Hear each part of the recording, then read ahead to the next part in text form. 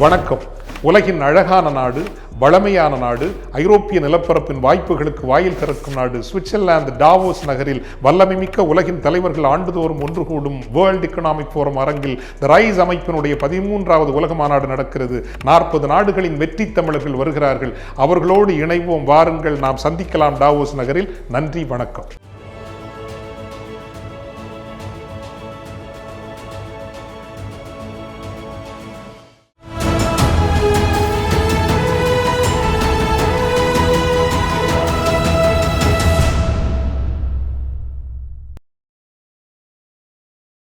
தமிழர் நேயர்களுக்கு அன்பு வணக்கம். நம்முடைய மூத்த பத்திரிகையாளர் திரு மணி இணைந்திருக்கிறார். வாரங்களோடு பேசலாம். சார் வணக்கம். வணக்கம் மார்ஷல். பிரதமர் மோடி அவர்கள் பேசிய பேச்சு இஸ்லாமிய வெறுப்பு பேச்சு அப்படின்னு சொல்லி இந்தியா முழுவதும் பல அமைப்புகள் கொந்தளித்து கொண்டிருக்கிறார்கள். அதாவது மீண்டும் காங்கிரஸ் ஆட்சிக்கு வந்துட்டா உங்களதெல்லாம் பிடுங்கி இந்து மக்கள்தெல்லாம் பிடுங்கி இஸ்லாமியர்களுக்கு கொடுத்துருவாங்க அப்படின்னு எப்படி பார்க்குறீங்க? ரொம்ப ரொம்ப ரொம்ப அபத்தமான அயோக்கியத்தனமான பேச்சு, சட்டத்தின்படி தண்டிக்கப்பட வேண்டிய பேச்சு. ரெப்ரசன்டேஷன் ஆஃப் பீப்புள்ஸ் ஆக்ட், மக்கள் பிரதிநிதித்துவ சட்டப்படி 3 ஆண்டுகள் முதல் 5 ஆண்டுகள் வரை தண்டனை கிடைக்கக்கூடிய பேச்சு. 6 ஆண்டுகள் தேர்தலில் நிற்க விடாமல் தடை செய்யப்படக்கூடிய பேச்சு. மோடி அவர்களை 6 ஆண்டுகள் தேர்தலில் நிற்க விடாமல் தடை செய்யலாம். அந்த பேச்சு இப்படி தான் பால் தாக்கரேக்கு ஒரு முறை நிகழ்ந்தது. தேர்தல் கமிஷன் 20 ஆண்டுகளுக்கு முன்பு அவரை 6 ஆண்டுகள் தேர்தலில் நிற்க விடாமல் தடை செய்தது. ஒரு தேசத்தின் பிரதம மந்திரி, 140 கோடி மக்களின் தலைவர், ஓட்டு போட்டவன் போடாதவன், இந்துக்கள், முஸ்லீம்கள், பார்சிகள், சீக்கியர்கள், யூதர்கள், ஜெயினர்கள், கிறிஸ்தவர்கள், எந்த மத நம்பிக்கையும் இல்லாதவர்கள், 6 அறிவுள்ள மனிதன் முதல் 1 அறிவுள்ள அமீபா பூச்சி வரையில், ஆண்கள், பெண்கள், திருநங்கைகள், ஆடு, மாடு, கழுதை, குதிரை, நாய், நரி, யானை, பன்னி, பூரா, எறும்பு, எல்லாத்துக்கும் அவர் தான் பிரதம மந்திரி. ஆனால் அந்த பொறுப்புணர்வும் அந்த கண்ணியமும் அவரிடம் இருக்கிறதா என்றால் பதில் இல்லை என்று தான் வரும். எத்தனையோ பிரதம மந்திரிகள் இந்தியாவில் இருந்திருக்கிறார்கள். ஜவஹர்லால் நேரு, இந்திரா காந்தி, லால் பகதூர் சாஸ்திரி, அதன் பிறகு மொரார்ஜி தேசாய், சரண் சிங், ராஜீவ் காந்தி, வாஜ்பாய், மன்மோகன் சிங், ஐகே குஜரால், தேவகவுடா, விபி சிங், சந்திரசேகர், கடைசியாக நரேந்திர மோடி. எந்த பிரதம மந்திரியும் பேசாத கீழ்த்தரமான ஆபத்தான பேச்சை மோடி பேசிக்கொண்டிருக்கிறார். தொடர்ந்து பேசுகிறார். ஞாயிற்றுக்கிழமை பேசினார், திங்கட்கிழமை சனிக்கிழமை பேசினார் மோடி, ஞாயிற்றுக்கிழமை அமித்ஷா வழிமொழிந்தார்.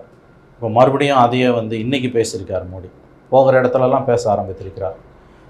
மிகவும் ஆபத்தான பேச்சு. காங்கிரஸ் தேர்தல் அறிக்கையில் சொல்லாததெல்லாம் சொன்னதாக திரித்து கீழ்த்தரமான அரசியல்வாதியாக நடந்து கொண்டிருக்கிறார் மோடி. நாளாந்தர பேச்சாளரை விட மோசமாக நடந்து கொண்டிருக்கிறார். அதாவது வெல்த் டிஸ்பாரிட்டி அப்படின்றது, சமச்சீரற்ற தன்மை நிலவுகிறது, பணம் ஒரு இடத்துல குவிகிறது என்பது எல்லோருக்கும் தெரிந்த விஷயம், கவலைப்பட வேண்டிய விஷயம். 1% இந்தியர்கள் 40% வளத்தை கட்டுப்படுத்திக்கிறார்கள். டிஸ்பாரிட்டி ஆஃப் வெல்த்ன்றது எல்லோருக்குமே தெரிந்த விஷயம். அதை நாங்கள் கொடுப்போம்னு சொல்கிறது இருக்கிறவங்ககிட்ட பிடுங்கி கொடுக்குறோன்னு அர்த்தம் கிடையாது. வரி, கார்ப்பரேட் டேக்ஸை இன்க்ரீஸ் பண்ணுறது, இருப்பவர்களுக்கான வரிகளை அதிகரிப்பது போன்றவை தான் அதனுடைய அர்த்தமே தவிர இருக்கிறவங்ககிட்ட பிடுங்கி இல்லாதவங்ககிட்ட கொடுக்குறேன்னு அவங்க காங்கிரஸ் மேனிஃபெஸ்டோவில் சொல்லவே இல்லை. இன்னொரு விஷயத்த சொல்கிறார், உங்கள் நகை, மங்கள் சூத்ரா, நீங்கள் போட்டிருக்க தாலி, அதை கூட காங்கிரஸ் பிடுங்கி முஸ்லீம்ஸுக்கு கொடுத்துருன்றார். வெளிப்படையாக பிரதமர் என்ன சொல்லுகிறார்? இந்து பெண்களை பார்த்து, இந்து பெண்களே, தாய்மார்களே, சகோதரிகளே, உங்கள் தாலியை அறுத்து காங்கிரஸ் கட்சி முஸ்லீம்களுக்கு கொடுக்க போகிறது என்று சொல்லுகிறார். இதை விட ஒரு அபத்தமான கேவலமான பேச்சு வேறு யாராவது பேசியிருப்பாங்களா? 4 பேர் மட்டுமே இருக்கக்கூடிய ஒரு இடத்தில் கூட நாம் பேச தயங்குகிற, கூசுகிற, வெட்கப்படுகிற வார்த்தைகளை மோடி ஆயிரக்கணக்கான லட்சக்கணக்கான மக்கள் கூடியிருக்கக்கூட கூட்டங்களில் கடந்த 5 நாட்களாக பேசி கொண்டிருக்கிறார். இன்றைக்கி கூட பேசியிருக்கார். உங்கள் தாலி அறுத்து, இந்து பெண்களை பார்த்து சொல்கிறார், இந்து பெண்களே, தாய்மார்களே, உங்கள் தாலி அறுத்து காங்கிரஸ்காரன் முஸ்லீம்ஸுக்கு கொடுக்க போகிறான்றார். தாலி அறுக்கிறதுன்னு நம்ம தமிழ்நாட்டில் ரொம்ப கொச்சையாக பேசுவாங்க. என் தாலி அறுக்கிறதுக்கு வந்துட்டான், ஒருத்தனை கஷ்டப்படுத்துறதை சொல்லக்கூடிய ஒரு கொச்சையான சொல்லாடல். அதை நாகரிகமுள்ள மனிதர்கள் சொல்ல மாட்டார்கள். நான் கூட அதை சொல்லுவதற்காக வெட்கப்படுகிறேன். ஆனால் இந்த நாட்டின் பிரதம மந்திரி அதை சொல்லுகிறார் என்னும் பொழுது நாம் அதை சொல்லித்தான் ஆக வேண்டும். எந்த அளவுக்கு கீழ்த்தரமான ஒரு பிரதம மந்திரியை நாம் பெற்றிருக்கிறோம் என்பதை இது எடுத்து காட்டுகிறது. உங்கள் தாலி அறுத்து முஸ்லீம்ஸுக்கு கொடுக்க போகிறான்னு இந்து பெண்களை பார்த்து அவர் சொல்கிறார். தேர்தல் ஆணையம் உடனடியாக தலையிட்டு இந்த பேச்சு பேசி 72 மணி நேரத்துக்கு மேலே ஆகுது. உடனடியாக தேர்தல் கமிஷன் சுவமொட்டவாக விசாரணைக்கு எடுத்து விசாரணையை தொடக்கி இருக்க வேண்டும். எருமாட்டின் மீது மழை பெய்தது போல இருக்கிறது தேர்தல் ஆணையம். காங்கிரஸ் கட்சி நேற்றைக்கு மிகப்பெரியதொரு புகார் பட்டியலை பல உச்சநீதிமன்ற தீர்ப்புகளை மேற்கோள் காட்டி சொல்லியிருக்கிறது. இதை விட ரொம்ப முக்கியமான விஷயம், இப்போ இந்த ஆர்டிஃபிஷியல் இன்டெலிஜென்ஸ் மூலமாக தெளிவாக அவருடைய உடல் மொழி, அவருடைய பேச்சின் சாராம்சம் இவற்றையெல்லாம் பார்த்து இது ஹேட் ஸ்பீச் தான் என்ற முடிவுக்கும் வந்திருக்கிறார்கள் நிபுணர்கள். இதன் பிறகு என்ன தயக்கம்? ஏன் அவர் மீது நடவடிக்கை எடுக்க தேர்தல் ஆணையம் தயங்குகிறது? இது முதல் தேர்தல் முடிஞ்சோடனே பேசுகிறாரு. ரெண்டாவது ஃபேஸ் இன்னும் வரல. 26ஆம் தேதி தான், இன்றைக்கி 23ஆம் தேதி நம்ம பேசிகிட்டு இருக்கோம். இன்னும் 6 கட்ட தேர்தல் இருக்குது. இன்னும் என்ன லட்சணத்தில் இந்த தேர்தல் நடக்கும் என்கின்ற ஐயப்பாடு தான் நமக்கு இன்று வர தொடங்கி இருக்கிறது. பிடிஆர் கூட RIP எலெக்ஷன் கமிஷன் அப்படின்னு போட்டிருக்காரு. உண்மைதான், செத்துப்போச்சு எலெக்ஷன் கமிஷன். நம்ம பிடிஆர் சொன்ன மாதிரி 3 குரங்கு பொம்மை, மகாத்மா காந்திக்கு பிடிச்ச 3 குரங்கு பொம்மை தெரியும்ல, தீயதை பேசாதே, தீயதை கேட்காதே, தீயதை பார்க்காதே. அதுதான் தேர்தல் கமிஷன். 3 குரங்கு பொம்மை, மகாத்மா காந்திக்கு பிடிச்ச 3 குரங்கு பொம்மை தான் இந்த தேர்தல் கமிஷன். கண்ணு முன்னால் இவ்வளோ அட்டுவே நடக்குது. இந்த கர்மத்துக்கு எதுக்கடா எலெக்ஷன் கமிஷன்? இழுத்து மூடுங்கடாத.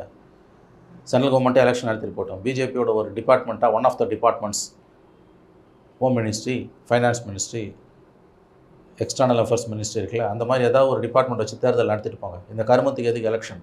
இதுக்கு பிறகும் எலெக்ஷன் நடக்கணுமா, இல்லை இதுக்கு பிறகும் மோடி பேசணுமா? உடனடியாக அவர் தடை செய்திருக்கணும்ல, மோடியை பொதுக்கூட்டங்களில் பேசுவதற்கு தடை விதிச்சிருக்கணும்ல. ரஞ்சித் சுர்ஜேவாலான்ற காங்கிரஸ் செய்தி தொடர்பாளர் ஹேமமாலினியை பற்றி தவறாக பேசினார், பெண்களை பற்றி தவறாக பேசினார். 2 நாட்கள் அவர் தேர்தல் பிரச்சாரம் செய்வதற்கு தேர்தல் ஆணையம் தடை விதித்தது. நியாயமான முடிவு.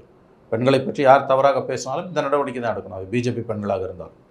பிஜேபியில் சித்தாந்த ரீதியாக பிஜேபியை நாம் எதிர்க்கிறோம். ஆனால் பிஜேபியில் இருக்கக்கூடிய பெண்களை பற்றி அவதூறாக எவராது பேசினால் தப்பே கிடையாது, அவர்களை தடை செய்யலாம், செருப்பால் கூட அடிக்கலாம், தப்பு கிடையாது. யாராக இருந்தாலும் பொது வாழ்க்கையோட கண்ணியத்துக்கான அடையாளம் நீ பெண்களை பற்றி எப்படி பேசுகிறாய், பெண்களை எப்படி நடத்துகிறாய் என்பது. மாற்றுக் கட்சியாக இருந்தாலும் கூட. அப்படி இருக்கும்போது ரஞ்சித் சுர்ஜேவாலாவுக்கு ஒரு நியாயம், மற்றவங்களுக்கு ஒரு நியாயமா? பெண்களை ஆபாசமாக பேசுகிறாருன்னா அதை விட ஆபத்தானது மத ரீதியாக நாட்டை பிளவுபடுத்தும். இதை பிஜேபியில் 4 படி கீழே இருக்கவனோ ஒருத்தன், மோடிக்கு 4 படி கீழே இருக்க ஒரு நாளாந்திர பேச்சாளர், தெருமுனை பேச்சாளர் பேசிட்டு போயிருந்தானா நீங்கள் கடந்து போகலாம். எலெக்ஷன் டைமில் எல்லாம் பேசுவோம், அது ஒன்றும் பெரிய முக்கியத்துவம் நம்ம கொடுக்க தேவையில்லை. ஆனால் ஒரு நாட்டின் பிரதம மந்திரி பேசுகிறார். ஞாபகம் வச்சுக்கோங்க, ஆபாச பேச்சுகளுக்கும் மதவெறியை தூண்டக்கூடிய பேச்சுகளுக்கும் வித்தியாசம் இருக்குது. சிவாஜி கிருஷ்ணமூர்த்தி திமுக பேசுகிறது ஆபாச பேச்சு, அது தவறு தான். ஆனால் அதை விட மோசமானது மதவெறியை தூண்டக்கூடிய பேச்சு. ஆபாச பேச்சுக்கும் மதவெறியை தூண்டக்கூடிய பேச்சுக்கும் பெரிய வித்தியாசம் இருக்குது. அதுவும் பிரதம மந்திரி அப்படி பேசுகிறாருன்னா மிக மிக ஆபத்தானது. என்ன, இப்போ மோடி பேசணும்னு அமித்ஷா பேசுகிறார், நாளைக்கு எல்லாம் பேச போகிறான் பிஜேபியில். இன்னும் 6 கட்ட தேர்தல் இருக்குது, எல்லாம் பேசுவோம். அப்போ இதுக்கான ஒரு எதிர்வினை வரும். ஆகவே மிகவும் ஒரு நெருக்கடியான கட்டத்தில் தேர்தல் ஆணையம் நின்று கொண்டிருக்கிறது. தன்னுடைய நம்பகத்தன்மையை, தன்னுடைய தூய்மையை நிரூபிக்க வேண்டிய கட்டாயத்தில் இன்று தேர்தல் ஆணையம் நின்று கொண்டிருக்கிறது. நரேந்திர மோடி மீது தேர்தல் ஆணையம் நடவடிக்கை எடுக்கவில்லை என்றால் இந்த தேர்தல் ஆணையம் செத்து போயிடுச்சுன்னு அர்த்தம். கொஞ்ச நாள் இந்த மதம் சார்ந்த பிரச்சாரங்களை எல்லாம் பாஜக மூத்த தலைவர்கள்லாம் விட்டுருந்தாங்க. இந்த வளர்ச்சி, அப்புறம் எதிர்க்கட்சிகளுடைய ஊழல், இதைத்தான் ரொம்ப பேசிட்டு. இப்போ மீண்டும் பழைய நிலைமைக்கு போகிறாங்கன்னா எப்படி புரிஞ்சுக்கிறது? ஏன்னா 10 ஆண்டுகள் சாதனையாக சொல்லி ஓட்டு கேட்க துப்பு இல்லை. இவனுங்களை ஒரு சாதனையை சொல்லுங்கள். என்ன சொல்லி ஓட்டு கேட்டு வந்தாங்க 2014? 2 கோடி வேலை வாய்ப்புகளை உருவாக்கும். அரசு வேலைன்னு சொல்லலை, வேலை வாய்ப்புன்னா 2 கோடி வேலை வாய்ப்புகளை உருவாக்கும்னா. 50 ரூபாய்க்கு கேஸ் சிலிண்டர் பெட்ரோல் டீசல் விலையை குறைப்போம்னா, சிலிண்டர் விலையை குறைப்போம்னா, விவசாயிகள் வருமானத்தை ரெட்டிப்பாக்கோன்னாங்க, கருப்பு பணத்தை மீட்டெடுப்பதற்கு ஸ்பெஷல் டாஸ்க் ஃபோர்ஸ் போடுவானா. ஏதாவது ஒன்று நிறைவேற்றுறானுங்களா? 10 வருஷ சாதனையை சொல்லி ஓட்டு கேட்க துப்பு இல்லை. சரி, ஒரு தேர்தல் அறிக்கைன்னு ஒன்று வெளியிட்டாங்க ஒரு வாரத்துக்கு முன்னால், பிஜேபியோட தேர்தல் அறிக்கைன்னு ஒன்று. காங்கிரஸ் தேர்தல் அறிக்கையை குறை சொல்லி குற்றம் சொல்லி இல்லாதது பொல்லாதெல்லாம் பேசுகிற மோடி தான் தேர்தல் அறிக்கையில் என்ன சொல்லியிருக்குன்ற சொல்லி ஓட்டு கேட்குறாரா? ஏன்னா பிஜேபி தேர்தல் அறிக்கையில் என்ன சொல்லியிருக்குன்றது மோடிக்கே தெரியாது. தேர்தல் அறிக்கைகளின் மீது மோடிக்கு என்றைக்குமே நம்பிக்கைகள் இருந்தது கிடையாது. 2014 தேர்தல் அப்போ ஃபஸ்ட்டு ஃபேஸ் ஸ்டார்ட் ஆனால் 2 மணி நேரத்தில் தான் அவங்க தேர்தல் அறிக்கையை வெளியிடுறாங்க. 10 ஆண்டு கால சாதனையை சொல்லி ஓட்டு கேட்கணும்.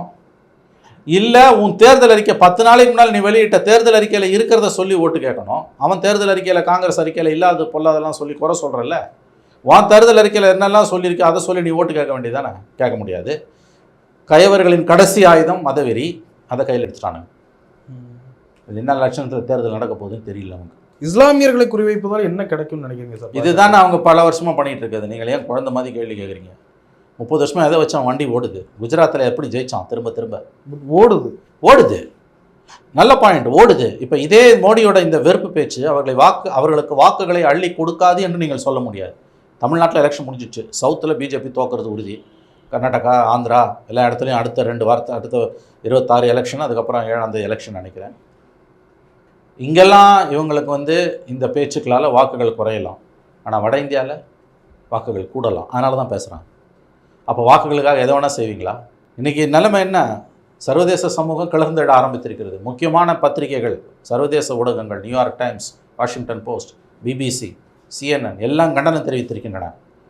ஆஸ்திரேலியா, நியூசிலாந்து, இங்கிலாந்தை சேர்ந்த கிட்டத்தட்ட 17-18 எம்பிக்கள் கூட்டாக கையெழுத்திட்டு ஐநா மன்றத்தின் பொதுச் செயலாளருக்கு கோரிக்கை வைத்திருக்கிறார்கள். இந்தியாவில் மதவெறி தலைவிரித்து ஆடுகிறது, பிரதம மந்திரியை மதவெறி பேச்சு பேசுகிறார், ஐநா தலையிட வேண்டும்னு கேட்டிருக்காங்க.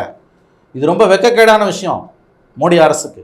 நம்முடைய உள்நாட்டு விவகாரத்தில் தேர்தல் நடந்துட்டு இருக்கும்போது பிரதம மந்திரி மதவெறியை தூண்டுற மாதிரி இஸ்லாமியர்களுக்கு எதிராக பேசுகிறாரு. 20 கோடி இஸ்லாமியர்கள் இருக்காங்க, ஏற்கனவே இனப்படுகொலைகள் நடப்பதற்கான சூழல் கனிந்து கொண்டிருக்கிறது இந்தியாவில்னு எல்லா அறிக்கைகளும் வரக்கூடிய எச்சரிக்கக்கூடிய சூழ்நிலையில் மோடியின் இந்த பேச்சு இஸ்லாமியர்களின் உயிருக்கும் உடைமைக்கும் ஆபத்தை ஏற்படுத்தி இருக்கிறது. இதை தடுப்பதற்கு ஐநா மன்றம் தலையிட வேண்டும், சர்வதேச சமூகம் தலையிட வேண்டும், ரெண்டும் கேட்குறாங்க. ஐநா மன்றம் தலையிட வேண்டும், சர்வதேச சமூகம் தலையிட வேண்டும் என்று கிட்டத்தட்ட 17-18 எம்பிஸ், ஆஸ்திரேலியா, நியூசிலாந்து, இங்கிலாந்தை சேர்ந்த 18 எம்பிஸ் கையெழுத்து போட்டு கூட்டாக அறிக்கை வெளியிட்டிருக்கிறார்கள் என்று இந்தியாவின் புகழ் கொடிகட்டி பறக்கிறது. உடனே பிஜேபியும் சங்க பரிவாரம் அவர்களுடைய ஊதுகுழல்களும் என்ன சொல்லுவாங்க? இந்துக்களுக்கு எதிரான சதின்வாங்க. மோடியே பேசுவார். நீ விஸ்வகுருன்னு சொல்கிறல்ல, சர்வதேச சமூகம் இன்றைக்கி இந்தியா முகத்தில் காரி துப்புதில்லை, பிஜேபி மூஞ்சில் காரி துப்புதில்லை, வெக்கமாக இல்லை உங்களுக்கு இப்படிலாம் பேசுகிறதுக்கு? சொந்த நாட்டு மக்களையே ஒருத்தருக்கு ஒருத்தர் எதிராக தூண்டி விட்டு அதில் குளிர் காஞ்சி அதில் ஓட்டு வாங்கி ஜெயிக்கணும், இது ஒரு பொழப்பா இதெல்லாம்? அதான் 10 வருஷம் பதவியில் இருந்துட்டீங்களே, இப்போ பத்தாதா? ஜனங்க ஓட்டு போட்டால் 3ஆவது வரையும் இருக்க போகிறீங்க. எதுக்கு இந்த கீழ்த்தரமான அரசியல்? சர்வதேச சமூகம் மோடிக்கு எதிராக பேச தொடங்கி இருக்கிறது. இது இந்தியாவுக்கு ஆபத்து, எழுதி வைத்துக் கொள்ளுங்கள். காங்கிரஸ் கட்சியினுடைய தேர்தல் அறிக்கையில் எதுவும் புரிஞ்சிக்காம பேசுகிறாரோ? இல்லை, விஷமத்தனமாக திசை திருப்புகிறார். புரிஞ்சுக்காமலாம் ஒன்றும் பேசலை. எல்லா பாவத்தையும் மோடி தெரிஞ்சு தான் பண்ணிகிட்டு இருக்கார். கடந்த 23 ஆண்டுகளாக குஜராத் இனப்படுகொலைகளை முன்னின்று நடத்திய 56 இன்ச் மாமனிதன் எல்லா பாவங்களையும், பஞ்சமா பாதகங்களையும், மனித குலத்துக்கு எதிரான குற்றங்களையும் தெரிந்து தான் செய்து கொண்டிருக்கிறார். 1% கூட அவருக்கு ரிமோர்ஸ்னுவாங்க, மன வருத்தமோ சஞ்சலமோ தான் தவறு செய்கிறோமோ என்ற ஒரு சிறு மன பரிதவிப்போ எதுவுமே இல்லை. எதுவுமே அவருக்கு இல்லை. இல்லாட்டி ஒரு பிரதம மந்திரி இப்படி பேசுவாரா? இந்து பெண்களே உங்கள் தாலியை அறுத்து முஸ்லீம்ஸுக்கு கொடுக்க போகிறாங்க காங்கிரஸ் கட்சிக்காரங்கன்னு எவனாவது பேசுவானா? கற்பனை பண்ண முடியுமா? கற்பனை பண்ண கூட நம்மளால் பேச முடியாது. காசு கொடுத்தா கூட பேச முடியாது. ரொம்ப சாதாரணமாக பேசுகிறானுங்கல்ல. தேர்தலில் ஜெயிக்கிறது ஒன்று தான். இந்துக்கள் கோபத்தை முஸ்லீம்களுக்கு எதிராக திருப்பி விட்டு ஆழமான இஸ்லாமிய வெறுப்பு ஏற்கனவே வட இந்தியாவில் உள்ள பெரும்பாலான இந்துக்கள் மனங்களில் ஆழமாக வேரூன்றி இருக்கிறது. அதை கிளறி விட்டு இஸ்லாமியர்களுக்கு எதிராக இந்துக்களை மோதவிட்டு வெற்றி பெற்று விடலாம் என்று நினைக்கிறது இன்றைய பாஜக அரசு. அதனால தான் மோடி இன்று இப்படியெல்லாம் பேசி கொண்டிருக்கிறார். இது ரொம்ப ஆபத்தான ஒரு போக்கு. மிக மிக மோசமான காலகட்டத்தில் இந்தியா சென்று கொண்டிருக்கிறது. மோடி சொல்கிறாரு, நான் பேசுனது தவறாக புரிந்து கொள்ளப்பட்டு விட்டது. இப்படிதான் பேசுவார். அதான் வார்த்தை இருக்குல்ல, வீடியோ போட்டு கேளுங்க.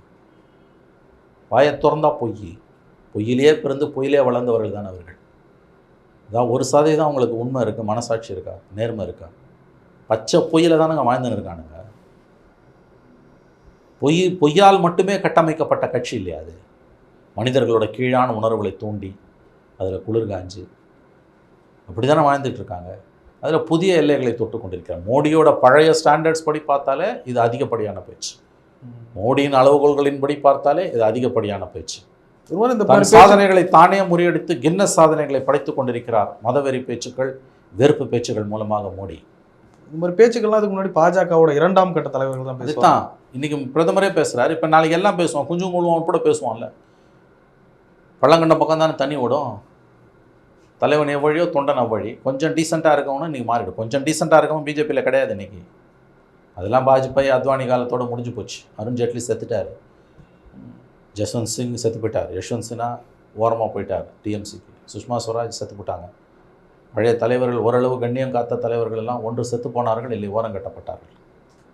மோடி சொல்கிறாரு, என்னுடைய ஆட்சி காலத்தில் தான் ஹஜ் யாத்திரைக்கு நிறைய எண்ணிக்கையில் மக்களை அனுப்பி வச்சுருக்கேன். அதனால் சாதாரண ஏழைக்கு முஸ்லீமுக்கு என்ன பிரயோஜனம்? அகைன் குறியீட்டு அரசியல் தானே அது. ஹஜ்ஜுக்கு போகிறது ரொம்ப முக்கியமா? இஸ்லாமியனோட முக்கியமான தேவை என்ன? கல்வி, சுகாதாரம், வீட்டு வசதி. அதை கொடுக்க துப்பு இல்லை உனக்கு. யாரும் அவங்களுடைய முக்கியமான கடமையில் ஹஜ்ஜுக்கு போகிறான், அங்கே போகிறான், இங்கே போகிறான், போகிறவன் போயிட்டு போகிறான் ஹஜ்ஜுக்கு. சமூகத்துக்கு என்ன புரியும்? ராமர் கோயில் கட்டணமாக தான். ஏழை இந்துக்கு என்ன லாபம் சொல்லுங்களேன்? இன்றைக்கி கல்வியிலையும் சுகாதாரத்திலையும் முஸ்லீம்கள் வேலை வாய்ப்பில் மிகவும் பின்தங்கி இருக்கிறார்கள். அவர்களை கைத்தூக்கி விடுவது பெரும்பான்மை இந்து சமூகத்தின் தலையாய கடமை. அதனால தான் ராஜேந்திர சச்சார் கமிட்டியெல்லாம் நம்ம போட்டோம். சரி, பொருளாதார ரீதியாக ஒரு பக்கம் இருக்கட்டும், அவங்களோட பொலிட்டிக்கல் எம்பவர்மெண்ட்டுக்கு என்ன பண்ண? உங்ககிட்ட இருக்க பிஜேபி எம்பிஸில் ஒருத்தன் கூட முஸ்லீம் கிடையாது. பிஜேபியோட 400 கிட்டத்தட்ட 380-400 எம்பிஸில் ராஜ்யசபா லோக்சபா சேர்த்து not a single Muslim. MLA யாரோ ஒரே ஒருத்தர் இருக்கார். நாடு பூரா 12-14 மாநிலங்கள் ஆட்சியில் இருக்க பிஜேபியில் எம்எல்ஏ ஒருத்தம் எக்ஸப்ட் 1 or 2 கிடையாது. இந்த எலெக்ஷனில் கூட லோக்சபாவில் ஒரு முஸ்லீமுக்கு மலப்புராவில் மட்டும் கொடுத்துருக்காங்க. கேரளாவில் தோக்கிற இடமா பார்த்து ஒரு முஸ்லீம் மந்திரி கிடையாதுங்க. எம்பி இருந்தால் தானே மந்திரி இருப்பான். ரெப்ரசன்டேஷனே கிடையாது. இஸ்லாமியர்களுக்கு அரசியல் ரீதியான பிரதிநிதித்துவத்தை பூஜ்ஜியமாக்கிட்டு ஹஜ்ஜுக்கு நான் 100 பேர் அனுப்பினேன்னா இதுதான் அயோக்கியர்களின் பேச்சு. மதத்தை முன்வைத்து அரசியல் நடத்துவது. சாமானிய இஸ்லாமியனுக்கு ஹஜ்ஜுக்கு போகிறதுக்கு எந்த பிரயோஜனமும் கிடையாது. அவனோட முக்கியமான தேவை கல்வி, சுகாதாரம், வீட்டு வசதி, வேலைவாய்ப்பு, பாதுகாப்பான சூழல். இதுதான் அவனோட தேவை. அவன் விரும்புகிற உணவை உண்றதுக்கான அடிப்படை உரிமை கூட இன்றைக்கு கேள்விக்குறியாக்கப்பட்டிருக்கு. நான் ஹஜ்ஜுக்கு ஆளணுன்றது என்ன பேச்சு? பட் இதுக்காக கூட ஒரு கூட்ட மக்களின் வாக்குகள் இருக்குல்ல. அதுதான் இதில் இருக்க பெரிய பிரச்சனையா. இப்போ மோடி இப்படி பேசுகிறத நம்ம ரத்தம் கொதிக்க கொதிக்க கொதிக்க திட்டுறோம், பேசுகிறோம். 5 நாளாக நம்ம 3 நாளாக நம்ம கதறிக்கிட்டு இருக்கோம். நம்ம எல்லா அரசியல் கட்சி தலைவர்களும் மோடியை கண்டிக்கிறாங்க. எல்லா யூடியூப்லேயும் மோடியை கண்டித்து தான் பேட்டிகள் வருது. சமூக வலைதளங்களில் மோடியை கண்டித்து கடுமையான பதிவுகள் வருகின்றன. இது தமிழ்நாட்டில், கேரளாவில், கர்நாடகாவில், பெங்காலில். வட இந்தியாவில் கொதிநிலையே இல்லையே. இது பிஜேபிக்கு ஆதரவாகவும் போகலாம். பார்த்தியா, முஸ்லீமை வைக்க வேண்டிய இடத்துல வச்சார் தலைவர் அப்படின்ட்டு பிஜேபிக்கு ஆதரவாகவும் இது போகலாம். அதுதான் இதில் இருக்க ஆபத்து. பட் இன்றைக்குமே கூட இது எடுபடும். கண்டிப்பாக எடுப்படக்கூடாது என்று நாம் விரும்புகிறோம். எடுப்பட்டால் ஆச்சரியப்பட ஏதும் இல்லை, வருத்தப்படுவதற்கு வேண்டுமானால் நிரம்ப இருக்கலாம். காங்கிரஸ் கட்சி இதை எப்படி எதிர்கொள்ளணும்னு நினைக்கிறீங்க? ஏன்னா சார், இப்போ ஒரு பெரும்பான்மை சமூகத்தை காங்கிரஸ் கட்சிக்கு எதிராக வந்து நிறுத்துறாங்க. அதான் காங்கிரஸோட சிக்கலே. காங்கிரஸ் தன்னால் முயன்ற அளவுக்கு போராடி கொண்டிருக்குது. எவ்வளோ நாளைக்கு அது போராடும் நமக்கு தெரியாது. காங்கிரஸ் நேற்று கூட எலெக்ஷன் கமிஷனை பார்த்து பேசியிருக்காங்க. மக்களே போல்வர் கைவர்ன்றதுனால ஜனங்களே பிஜேபிக்கு ஆதரவாக போனதால், மக்களே வந்து பிஜேபி மயமாக ஆர்எஸ்எஸ் பெரும்பான்மை இந்து மத வெறிக்கு ஆளானதால் எவ்வளோ தான் காங்கிரஸால் தூக்கி பிடிக்க முடியும்? காங்கிரஸை மக்கள் ஆதரிக்கணும். மக்களும் காங்கிரஸை கைவிட்டுட்டாங்கன்னா ஒன்றும் பண்ண முடியாது. ஒரு அளவு தான் காங்கிரஸ் ஃபைட் பண்ண முடியும். மக்களிடமிருந்து அந்த உத்வேகம் வர வேண்டும். பிரதமர் மோடிக்கே கொஞ்சம் எதுவும் பயம் வந்திருக்கும். நிறைய பயம் வந்திருக்கு. அவங்களுக்கு வெற்றி வாய்ப்பு இல்லைன்னு நான் இப்பயும் சொல்ல மாட்டேன். அவர்களுக்கு மீண்டும் 3வது முறை சிம்பிள் மெஜாரிட்டியில் ஆட்சி அமைப்பதற்கான வாய்ப்புகள் இல்லை என்று நான் இப்பொழுது கண்டிப்பாக சொல்ல மாட்டேன். ஆனால் அவர்களுக்கு தோல்வி பயம் வந்திருப்பது உண்மை. எஸ், அது உண்மை. அதனால தான் இப்படிலாம் பேசிகிட்டு இருக்காங்க. சாதனையை சொல்லி ஓட்டு கேட்கணும்ல, இல்லை உன் மேனிஃபெஸ்டோவில் இருக்கிறத சொல்லி ஓட்டு கேட்கணும்ல. மாறாணி காங்கிரஸ் மேனிஃபெஸ்டோவில் இருக்கிறத நோண்டி நோண்டி நோண்டி எடுத்து மதத்தை வச்சு பிரச்சாரம் பண்ணுறது தோல்வி பயம்தான். அது தோக்கிறது உறுதினா அவங்க பெரிய அளவில் வந்து அவர்கள் இந்த அணுகுமுறையை கையாளுவார்கள். மதவெறி பேச்சுக்கள், அதை தொடர்ந்து சம்பவங்கள் எல்லாம் நடக்கும். எழுதி வைத்துக் கொள்ளுங்கள். இன்னொரு பக்கம் தூர்தர்ஷனோட லோகோவை மாற்றிருக்காங்க பார்த்தீங்களா? காவி கடலில் போட்டு நடக்குங்க, எல்லாம் நடக்குங்க. காவி மயமாக தான் மாறிட்டு இருக்குது. அது நல்லா கவனிங்க. எலெக்ஷன் டைமில் அதை பண்ணுறான். எவ்வளோ திமிரு இருக்கும் அவனுக்கு தூர்தர்ஷனுக்கு. அதுவும் வந்து தேர்தல் விதிமுறை. ஆமாங்க, விதிமுறைக்கு நடுப்புள்ள தானேங்க அது. என்ன கருமத்துக்கு அவன் இப்போ கை வைக்கிறான்? நீ 4ஆம் தேதிக்கு பிறகு பண்ணிட்டு போ. இல்லை நீ மார்ச் இப்போ நோட்டிஃபிகேஷன் வரத்துக்கு முன்னால் பண்ணியிருக்கணும். ஆகவே எல்லா இன்ஸ்டிடியூஷன்ஸும் மோடி காலடியில் விழுந்துருச்சு. அவ்வளோதான்.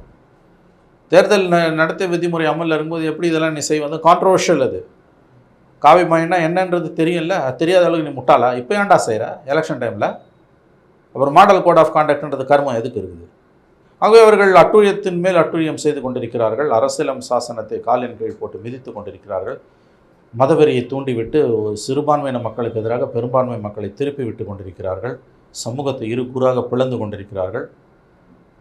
அவர்கள் மிகவும் ஆபத்தான பாதையில் நாட்டை அழைத்து சென்று கொண்டிருக்கிறார்கள். இதையெல்லாம் வச்சு தான் சந்தேகப்படுறேன். இந்த அளவுக்கு பிஜேபி தேர்தல் ஆணையம் தாங்குதுன்னா இப்போ தேர்தல் நேர்மையாக நடக்குமா? இது பாருங்க, தேர்தல் ஆணையம் மோடியின் கைப்பாவையாக மாறிடுச்சு. இந்த கள்ள ஓட்டு போடுறான், இவிஎம்மை மாத்திரான்றது அதெல்லாம் எனக்கு நம்பிக்கை இல்லை. ஜனங்களே மெஸ்மரைஸ் ஆகி போடுறோம்.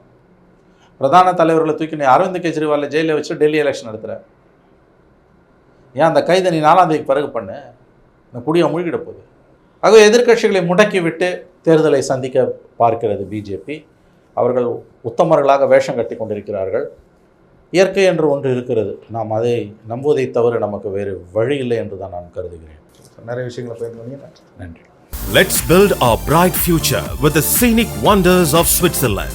The RISE 13th Global Tamil Entrepreneurs and Professionals Summit from 7th to 9th June 2024 in Davos. Let's join with the global Tamils at the renowned Davos Congress Center. Register now at www.tamilrise.org. Contact us at 91500 60032.